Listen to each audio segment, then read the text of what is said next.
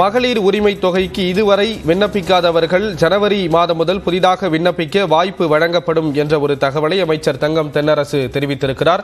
இது தொடர்பான விவரங்களோடு இணைகிறார் சிறப்பு செய்தியாளர் வெற்றி. விவரத்தை பதிவு செய்யலாம். ஸ்ரீராம், தமிழகம் முழுவதும் இருக்கக்கூடிய தகுதியான அனைத்து குடும்ப தலைவிகளுக்கும் மகளிர் உரிமை தொகை வழங்குவதற்கான திட்டம் கடந்த செப்டம்பர் 15ஆம் தேதி துவக்கி வைக்கப்பட்டது. ஆரம்பத்தில் 1,06,00,000 பயனாளர்கள் இருந்த நிலையில் பின்னர் அரசு அறிவித்ததன்படி விண்ணப்பித்த தகுதிக்குரியவர்கள் பட்டியலுக்குள் சேர்க்கப்பட்டு அவர்களுக்கும் இந்த மாதம் மகளிர் உரிமை தொகையானது வழங்கப்பட்டு வருகிறது. தற்போது தொடர்ந்து மேல்முறையீடு செய்த 11 லட்சம் மனுக்கள் பரிசீலிக்கப்பட்டிருந்தன.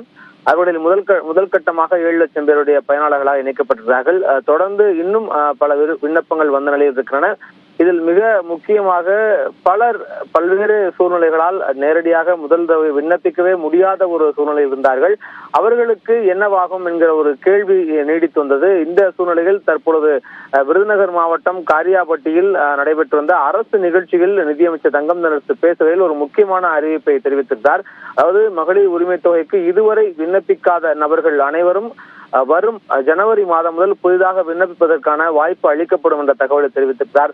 இதன் மூலம் ஜனவரி மாதம் இதுவரை விண்ணப்பிக்காத நபர்கள் விண்ணப்பிப்பதற்கு தேவையான வழிகாட்டு நெறிமுறைகள் விரைவில் வெளியாகும் என்கிற ஒரு எதிர்பார்ப்பு துவங்கி இருக்கிறது. ஸ்ரீராம், விவரங்களை வழங்கியதற்கு நன்றி வெற்றி.